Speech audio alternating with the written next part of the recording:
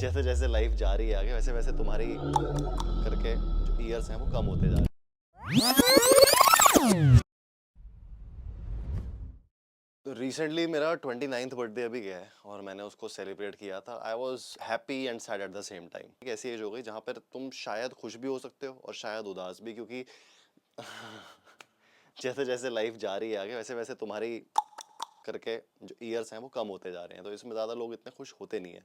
और 30 का जो वो चांटा है ना, जब पड़ता है कि हाँ यार अब तुमने मतलब लाइफ एक्सपेक्टेंसी आजकल 70 साल की और तुमने अपनी आधी जिंदगी जी ली है, और साथ ही में वो 30 की एज आ जाएगी, बाल वाइट हो जाएंगे, तुम गंजे हो जाओगे भाई, बॉडी ऐसे सैग होने लग जाएगी, स्किन तुम्हारी लूज होने लग जाएगी, सब चीज़ें होने लग जाएंगी।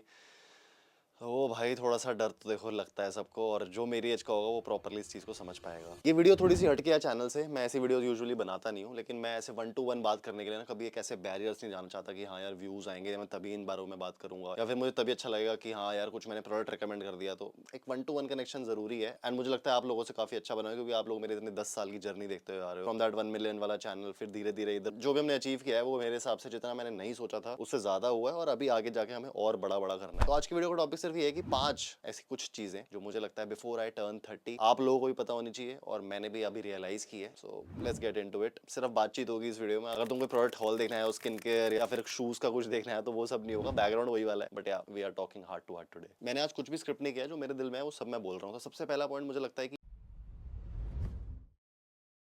चूज योर फ्रेंड्स या सर्कल वाइजली। कि हमने कोट्स पढ़ लिए होंगे बहुत ज्यादा, इंस्टाग्राम या गूगल पे कभी कोट पढ़ा होगा या किसी को कहते हुए सुन लिया होगा, लेकिन इसका एक्चुअल मतलब क्या होता है मैं बताता हूँ। जिस जगह पे हम लोग रह रहे हैं और जितना हमारा दायरा है, जितने हमारे दोस्त हैं, वो किस तरीके से रहते हैं, उनका बिहेवियर क्या है, ये एक्चुअली में इम्पैक्ट करता है हमारी ओवरऑल थिंकिंग को, और हम एक्चुअली में क्या जिंदगी में करने वाले हैं उस चीज को भी। मेरी इस 29 ईयर्स की जर्नी में ना मैंने बहुत सारे लोग देखे हैं। कुछ लोग दोस्त बने, बहुत अच्छे दोस्त बने, और फिर बिछड़े, कुछ दरारें आई, क्योंकि मैं एज अ फ्रेंड ना बहुत ज्यादा टू द पॉइंट रहता हूँ, और मुझे रूड होने में ऐसा नहीं लगता कि हाँ यार मैं गुड बुक्स में हमेशा रहूं तो मैं रूड ना हूं। मेरे को जो लगता है वो मैं बोल देता हूँ। तभी कुछ कुछ जो फ्रेंड्स होते हैं वो फिल्टर आउट हो जाते हैं, क्योंकि हमेशा कुछ फ्रेंड्स को सुनना होता है कि हाँ यार हमारी तारीफ कर, ऐसा कर, वैसा कर। अब ये वाला पॉइंट 29 की एज में मैं इसलिए बता पा रहा हूँ क्योंकि तुम्हारी सारी फ्रेंडशिप्स नहीं टिकने वाली। कॉलेज में भी जब तुम पहला ग्रुप बनाओगे, उसके बाद कितने ग्रुप्स के बंटवारे होंगे, कितने ग्रुप्स में तुम रहोगे, और एक्चुअली में लास्ट में तुम्हारे पास कितने लोग बचेंगे जो तुम्हारे बैक पे खड़े हैं, वो बहुत ज्यादा मैटर करेगा। एंड अगर मैं एक सिंपल दोस्त की डेफिनेशन दूं ना, तो एक ऐसा बंदा या फिर ग्रुप ऑफ फ्रेंड्स जो तुम्हारे पास खड़ा है, जो तुम्हारे साथ खड़ा है, तुम्हारे पीछे खड़ा है, तुम्हारे पीठ पीछे कोई बातें नहीं कर रहा है, तुम्हारी अचीवमेंट्स में बहुत ज्यादा खुश है, और सबसे बड़ी बात, कोई अचीवमेंट में अगर वो खुश है और तुम्हें कॉल कर रहा है और तुम्हें स्पेशली बोल रहा है कि कॉन्ग्रेचुलेशन, वो भाई उस बंदे को कभी लूज मत करना। आजकल ये काफी ज्यादा हो गया कि नेगेटिविटी इतनी ज्यादा बढ़ गई है ना कि पीछे बैक बिचिंग हो जाती है। ग्रुप्स में भी ग्रुप्स बने हुए हैं, 4 ग्रुप हैं तो 2 बंदे पीछे से किसी और के बारे में बैक बिचिंग करते हैं और उसके बारे में बुरा बोलते हैं, दूसरे की रिस्पेक्ट नहीं करते, उसको ऐसा समझते हैं कि यार ये तो कुछ नहीं कर सकता जिंदगी में, which is really wrong. And अगर तुम ऐसे सर्कल में रहते हो, और जो मैंने देखा है पर्टिकुलरली, उसमें तुम्हारा मोरल डाउन हो जाता है, और जो तुम एक्चुअली में पोटेंशियल तुम्हारे अंदर होता है ना, तुम उतना अचीव कभी नहीं कर पाओगे। फॉर एग्जाम्पल मेरा अब काम है कंटेंट क्रिएशन का, मुझे बहुत ज्यादा प्यार है इस चीज से। मुझे ऐसे कैमरे के सामने बैठ के बातें करने में बहुत ज्यादा मजा आता है, प्रोडक्ट्स खरीदने में, उनकी थोड़ी सी बनावट देखने में, बिस्पोक करवाने में, आपके सामने प्रोडक्ट रिव्यू, स्किन केयर लाने में बहुत मजा आता है। तो कहीं ना कहीं रिश्तेदार और नेगेटिव दोस्त यहाँ पर तुम्हारा भाई बिल्कुल काम ऑपोजिट कर सकते हैं, क्योंकि अगर तुम कुछ अचीव करने जा रहे हो जो कि एक बड़ी ड्रीम है, और वहीं तुम्हें बोले यार इसमें तो कुछ नहीं है, क्या कर रहा है, टाइम पास, ये वो, तू ऐसा भाई कुछ नहीं कर सकता इसमें बड़ा, ये एक बहुत बड़ा साइन होता है। You have to change your friend circle. अब तुम्हारे लिए फ्रेंड सर्कल ज्यादा जरूरी है, और एक मीडियोकर लाइफ जीना जरूरी है, जो कि तुम्हारे हिसाब से ठीक है, लेकिन तुम्हारे अगर ड्रीम्स बड़े हैं और सपने ऐसे है कि रात को सोने नहीं देते, तो मेरे हिसाब से you have to change the circle. And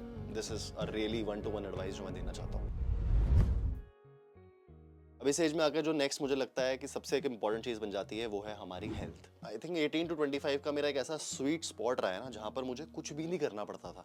exercise ना भी करूँ तो I was fit, I could run properly, मेरे को ऐसे हैवी ब्रेथ्स नहीं आते थे। लेकिन जैसे जैसे मैंने 25 क्रॉस किया ना, मुझे एक्चुअली में पता लगा कि फिटनेस कितनी ज़्यादा इंपॉर्टेंट है। हेल्थ पर अगर मैंने ध्यान नहीं दिया, सिर्फ मैं अपने आप को काम में डुबा के रख रहा हूँ, रातों रात भर जाग रहा हूँ, और मैं इतनी सारी चीज़ें कर रहा हूँ कि मुझे ना एक्चुअली में उससे वैल्यू तो मिल रही है, लेकिन at the cost of my health. तो वो चीज़ मुझे लगता है कि मैंने बहुत गलत करी है। तो इसलिए I am helping you guys out as a brother, as a big brother, जिसने थोड़ी बहुत जिंदगी देखी है और थोड़े बहुत अच्छे लोगों से भी मिला हूं इस जिंदगी में। तो मैं चाहता हूं कि तुम अपने प्रॉपरली टाइम को ना डिवाइड करो, सो दैट तुम्हें पता रहे कि काम इस टाइम पे करना है, इतने टाइम पर सोना है, इतने टाइम पर मुझे स्ट्रेस लेना है, इतने टाइम पर बंदी से बात करनी है, इतने टाइम पर खाना है, पीना है, सब कुछ। मैं ये नहीं कह रहा कि एक प्रॉपर टाइम टेबल रख लो, लेकिन एक मेंटल नोट बना के हमेशा अपने पास रखो कि हाँ इस टाइम से अगर ऊपर होता है तो भाई मैं इधर उधर कुछ नहीं देखूंगा, मैं देखूंगा कि मेरी प्रायोरिटी मेरी हेल्थ है, तो मैं उसके ऊपर टिका रहूं। आजकल तो काफी लोग इसमें बहुत ज्यादा ओपन भी हो चुके हैं और उनको इतना पता है कि हाँ मुझे ऐसा ऐसा करना है।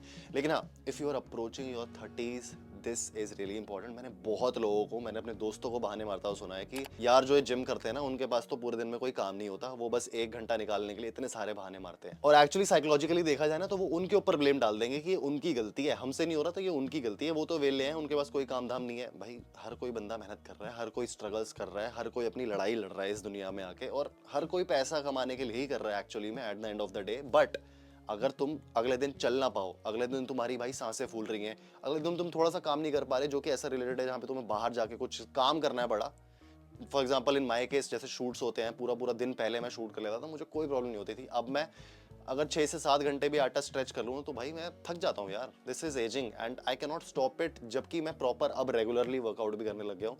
तो मेरे हिसाब से हेल्थ बहुत ज़्यादा ज़रूरी है आपके लिए, आपकी फैमिली के लिए।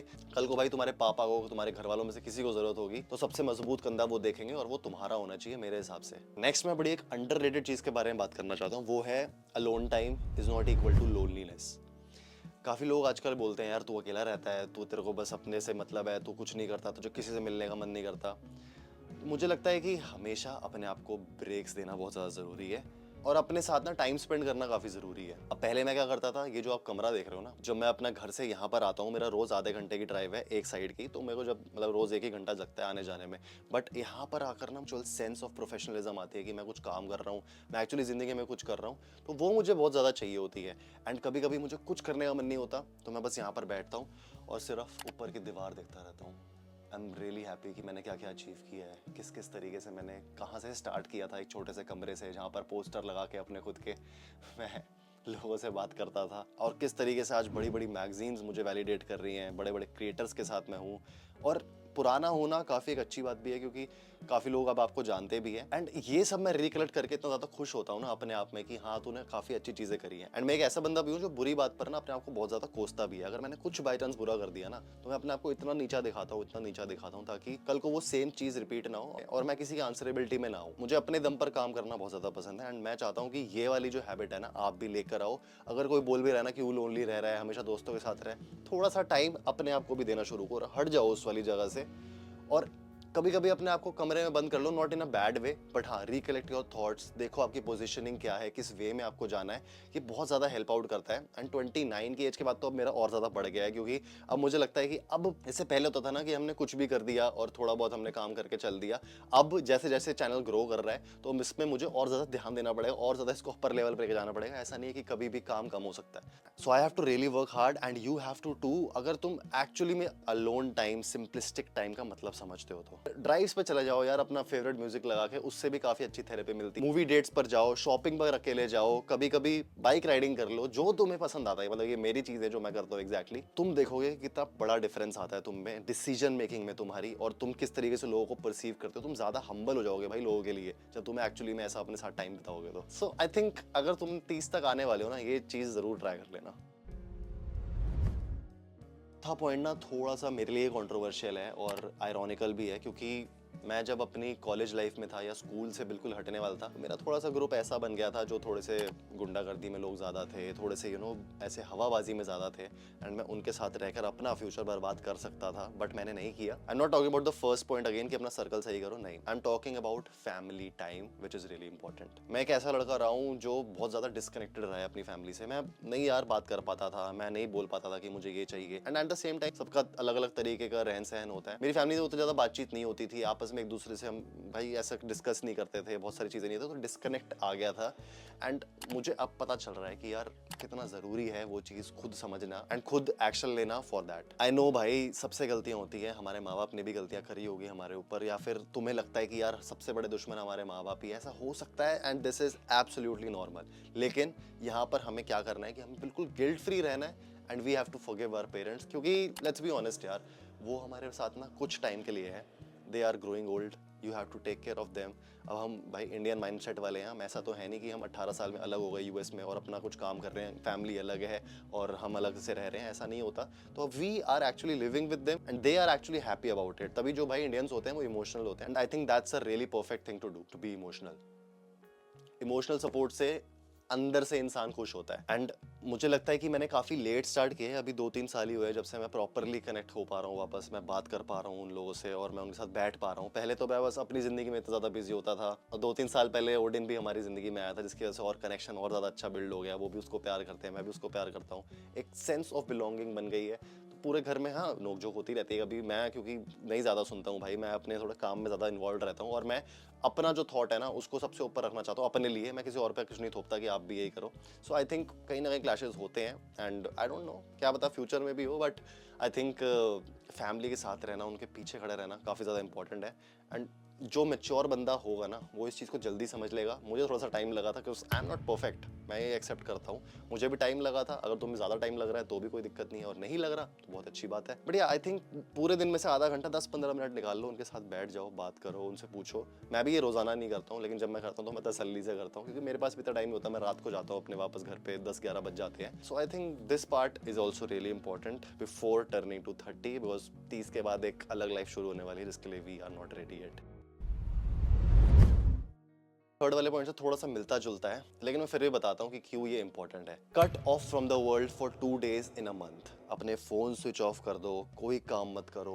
कुछ ऐसा नहीं है कि तुम्हें उस टाइम सोना है, या you have to just go out for shopping, या तुम्हें कुछ एग्जैक्टली काम करना है उस दिन। सिर्फ एब्जॉर्ब करो, absorb the environment around you, absorb the things around you. तुम्हारा मन कर रहा है कि बस मुझे बैठना है और सुकून से रहना है। You want to watch your favourite Netflix, you want to watch your favourite Amazon show, कुछ भी तुम देखना चाहते हो, जस्ट डू दैट। सब चीजों को हटा दो, थोड़े पर्दे बाहर कर दो। लेकिन ये जो 2 दिन होंगे ना, ये बहुत इंपॉर्टेंट होंगे, बिकॉज यहाँ पे तुम्हें पूरा टाइम मिलेगा अपने आप से बात करने का, अपने अंदर झांकने का, और अपनी नेगेटिविटीज और अपनी इनसिक्योरिटीज को अपने सामने रख के एक तरह से बात करने का।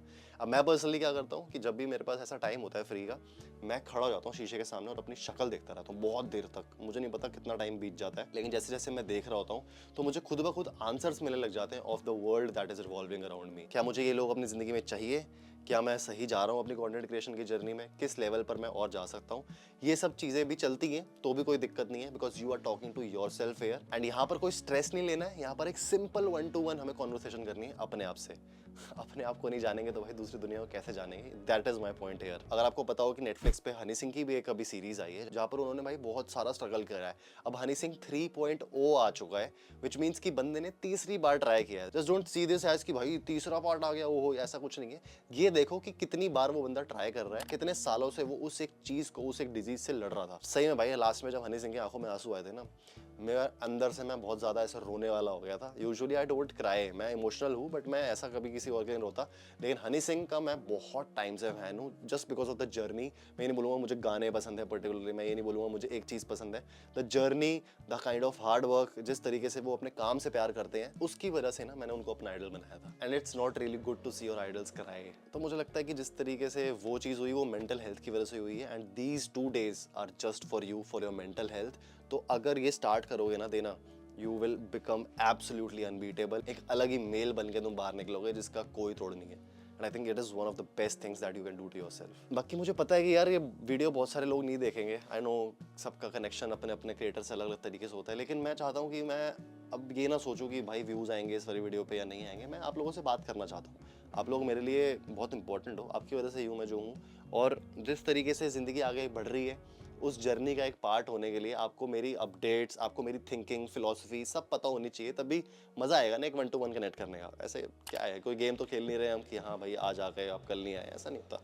सो I really want to share these stories with you. तो मुझे ज़रा कमेंट सेक्शन में बताना कि आप किस तरीके की प्रॉब्लम्स फेस करते हो अपनी डेली लाइफ में। एज अ बड़ा ब्रदर मैं कैसे उसको हेल्प कर सकता हूँ या एड्रेस कर सकता हूँ, मैं ज़रूर अपनी आने वाली वीडियोज़ में बताऊँगा। और मैं प्लान कर रहा हूँ कि हर मंथ 1 या 2 ऐसी वीडियोज़ में आपसे 1-to-1 लाइफ टाइप की बनाऊँ। तो मुझे ज़रा कमेंट बताना क्या ये अच्छा आइडिया है या नहीं, आप देखना चाहते हो ऐसे, या मैं वही कंटिन्यू करूँ। तो भाई उस टाइम पर फिर हम सोचेंगे। इसी के साथ आज की वीडियो भी खत्म करते हैं। मैं मिलूंगा आप लोगों से नेक्स्ट वीडियो में। So till the next time, stay sexy, stay stylish, see you guys in the next one, bye bye.